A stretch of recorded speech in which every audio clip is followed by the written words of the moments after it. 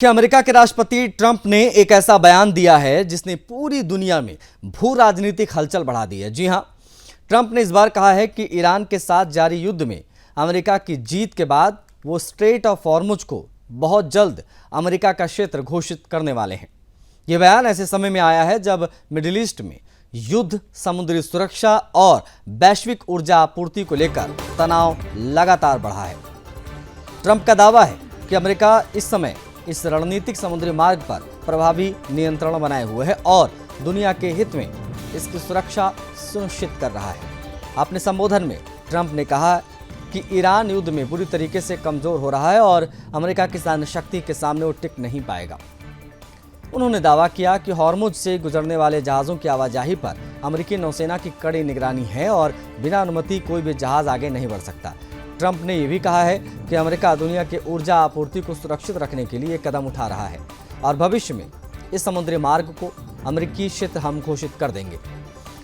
हालांकि उन्होंने ये स्पष्ट नहीं किया कि ऐसा किस कानूनी प्रक्रिया या अंतर्राष्ट्रीय व्यवस्था के तहत किया जाएगा, क्या ऐसा कोई प्रावधान है या नहीं। ट्रंप ने अपने भाषण में यह भी संकेत दिया कि ईरान के खिलाफ अब तक के सबसे कठोर आर्थिक प्रतिबंध लगाए जा सकते हैं। अमेरिकी प्रशासन का कहना है कि नए प्रतिबंधों का उद्देश्य ईरान की आर्थिक क्षमता को कमजोर करना और उसे युद्ध समाप्त करने के लिए मजबूर करना है। अमेरिकी ट्रेजरी विभाग भी संकेत दे चुका है कि ईरान पर ऐसे आर्थिक कदम उठाए जाएंगे जो पहले कभी नहीं देखे गए। ट्रंप के बयान पर ईरान ने तत्काल और तीखी प्रतिक्रिया दी। ईरान के उप विदेश मंत्री काज़ेम गरीबाबादी ने कहा कि हॉर्मुज किसी भी देश की राजनीतिक घोषणा या सैन्य शक्ति से अमेरिकी क्षेत्र नहीं बन सकता। उन्होंने कहा कि यह जलमार्ग ईरान की सुरक्षा, संप्रभुता और राष्ट्रीय हितों से जुड़ा है। तेहरान किसी भी बाहरी दबाव के सामने झुकने वाला नहीं है। उन्होंने दो टूक कहा कि ईरान अपनी स्थिति पर कायम रहेगा और अपने अधिकारों की रक्षा के लिए हर आवश्यक कदम उठाएगा। हॉर्मुज दुनिया के सबसे महत्वपूर्ण समुद्री व्यापार मार्गों में शामिल है, यह हम सब जानते हैं। फारस की खाड़ी, अरब सागर को जोड़ने वाला ये संकरा समुद्री मार्ग जीवन रेखा है दुनिया की, आप कह सकते हैं। दुनिया के समुद्री मार्ग से होने वाले तेल व्यापार का लगभग 5वां हिस्सा इसी रास्ते से गुजरता है। सऊदी अरब, इराक, कुवैत, कतर, संयुक्त अरब अमीरात और अन्य खाड़ी देशों का कच्चा तेल, प्राकृतिक गैस जो है वो बड़े पैमाने पर यहाँ से जाती है, दुनिया के विभिन्न देशों तक पहुँचती है। यही कारण है कि इस हॉर्मुज में किसी भी प्रकार का तनाव पूरी दुनिया के लिए चिंता का विषय है। विशेषज्ञों का मानना है कि यदि हॉर्मुज में सैन्य गतिविधियां बढ़ती हैं या जहाज़ों की आवाजाही प्रभावित होती है तो अंतर्राष्ट्रीय बाजार में कच्चे तेल की कीमतों में तेज उछाल आ सकता है। इसका असर पेट्रोल, डीजल, गैस और अन्य ऊर्जा उत्पादों की कीमत पर भी पड़ेगा। दुनिया की कई बड़ी अर्थव्यवस्थाएं, विशेषकर एशियाई देश इस मार्ग पर निर्भर हैं। भारत, चीन, जापान और दक्षिण कोरिया जैसे देशों के लिए हॉर्मुज का सुरक्षित रहना अत्यंत महत्वपूर्ण माना जा रहा है। अंतर्राष्ट्रीय कानून के जानकारों का मानना है कि किसी भी अंतर्राष्ट्रीय समुद्री मार्ग को एक तरफा किसी देश का क्षेत्र घोषित नहीं किया जा सकता। संयुक्त राष्ट्र जो कानून है वहाँ के समुद्री कानून, उसके तहत अंतर्राष्ट्रीय जलमार्गों पर सभी देशों की आवाजाही का अधिकार है। ऐसे में यदि अमेरिका वास्तव में हॉर्मुज को अपना क्षेत्र घोषित करता है या कोशिश भी करता है तो उसे अंतर्राष्ट्रीय स्तर पर कड़ी कानून और राजनीतिक चुनौतियां झेलनी पड़ेंगी। फिलहाल ट्रंप ने केवल राजनीतिक घोषणा की है और इसके क्रियान्वयन की कोई स्पष्ट योजना सार्वजनिक नहीं हुई है।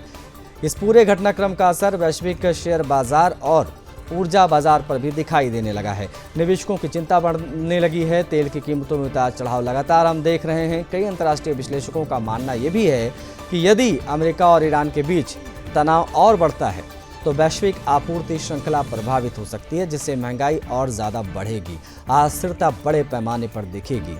भारत के लिए भी ये घटनाक्रम बेहद महत्वपूर्ण है। भारत अपनी ऊर्जा ज़रूरतों का बड़ा हिस्सा खाड़ी देशों से आयात करता है और इन आपूर्तियों का अधिकांश भाग हॉर्मुज से होकर ही आता है।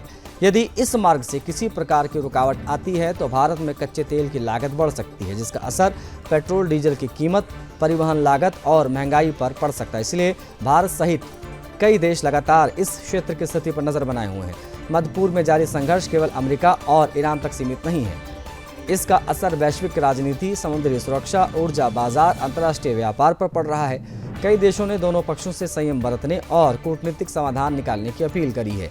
विशेषज्ञों का मानना है कि यदि सैन्य टकराव के बजाय बातचीत और अंतर्राष्ट्रीय कानून के दायरे में समाधान ही क्षेत्र में स्थायी शांति का रास्ता खोल सकता है। फिलहाल दुनिया की नज़रें अमेरिका और ईरान के अगले कदम पर टिकी हुई हैं। यदि दोनों देशों के बीच तनाव और अधिक बढ़ता है तो इसका असर केवल मध्य पूर्व तक सीमित नहीं रहेगा, बल्कि पूरी वैश्विक अर्थव्यवस्था, ऊर्जा बाजार, अंतर्राष्ट्रीय सुरक्षा व्यवस्था पर भी पड़ेगा।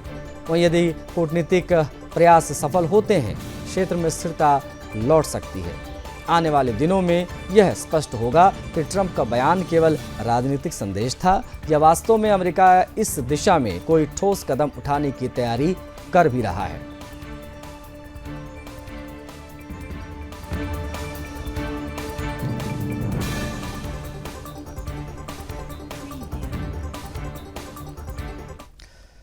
इंडोनेशिया के ईस्ट नुसा तेंगारा प्रांत में 7.7 तीव्रता का एक जोरदार शक्तिशाली भूकंप आया और भारी तबाही मची।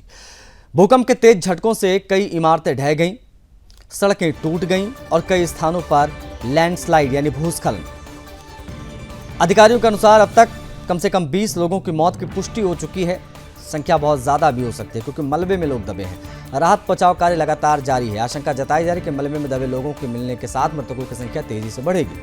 भूकंप स्थानीय समय अनुसार सुबह आया, जब लोग घबराकर अपने घरों और दफ्तरों से बाहर भागने लगे। कई इलाकों में बिजली और संचार सेवाएं प्रभावित हो गईं, जिसके कारण शुरुआती घंटों में राहत कार्यों में कठिनाइयों का सामना करना पड़ा। प्रशासन ने प्रभावित क्षेत्रों में आपातकाल सेवाओं को सक्रिय कर दिया है। सेना, पुलिस तथा राष्ट्रीय आपदा पुलिस प्रबंधन एजेंसियां, ये तमाम लोग लग गए हैं। बता आपको ये दें कि अमेरिकी भूवैज्ञानिक सर्वेक्षण USGS के अनुसार भूकंप की तीव्रता 7.7 थी रिक्टर पैमाने पर। इसका केंद्र ईस्ट नुसा तेंगारा के एंडे शहर से लगभग 68 किलोमीटर उत्तर पश्चिम में समंदर के भीतर देखा गया। भूकंप की गहराई लगभग 10 किलोमीटर की बताई गई, जिसके कारण धरती पर झटके अत्यंत तीव्र महसूस किए गए। उतली गहराई पर आए भूकंप सामान्यतः अधिक विनाशकारी साबित होते हैं। इस बार भी ऐसा ही देखने को मिला है। भूकंप के बाद कई इलाकों में मकानों की दीवारें गिर गईं और कुछ बहुमंजिला इमारतों में भी दरार आ गई। ग्रामीण क्षेत्रों में बड़ी संख्या में कच्चे मकान पूरी तरीके से ढह गए। कई लोग मलबे में दब गए, जिन्हें निकालने के लिए राहतकर्मी भारी मशीनों और विशेष उपकरणों की मदद से अभियान चला रहे हैं। अस्पतालों में घायलों की संख्या लगातार बढ़ने के कारण अतिरिक्त चिकित्सा दल और दवाइयां भेजी गई हैं। भूकंप के तुरंत बाद प्रशासन सुनामी चेतावनी भी देने लगा। केंद्र ने संभावित सुनामी को देखते हुए चेतावनी जारी कर दी है। तटीय क्षेत्रों में रहने वाले लोगों को सुरक्षित स्थानों पर भाग जाने के लिए कहा है। हालांकि समंदर के जलस्तर की लगातार निगरानी के बाद कुछ घंटों में ये चेतावनी वापस ले ली गई, क्योंकि किसी बड़े सुनामी की पुष्टि नहीं हुई। इसके बावजूद प्रशासन ने लोगों को समंदर तट से दूर रहने के लिए कहा है। आधिकारिक निर्देशों का पालन करने की अपील की है। राहत एवं बचाव कार्यों में सेना, पुलिस, दमकल विभाग और स्वयंसेवी संगठनों की टीमें जुटी हुई हैं। हेलीकॉप्टरों के माध्यम से दूर दराज के इलाकों में राहत सामग्री पहुंचाई जा रही है। प्रभावित लोगों के लिए अस्थायी राहत शिविर बनाए गए हैं, जहां भोजन, स्वच्छ पेयजल, दवाइयां, आवश्यक वस्तुएं उपलब्ध कराई जा रही हैं। बच्चों, बुजुर्गों और महिलाओं के लिए विशेष चिकित्सा सहायता की व्यवस्था भी की गई है।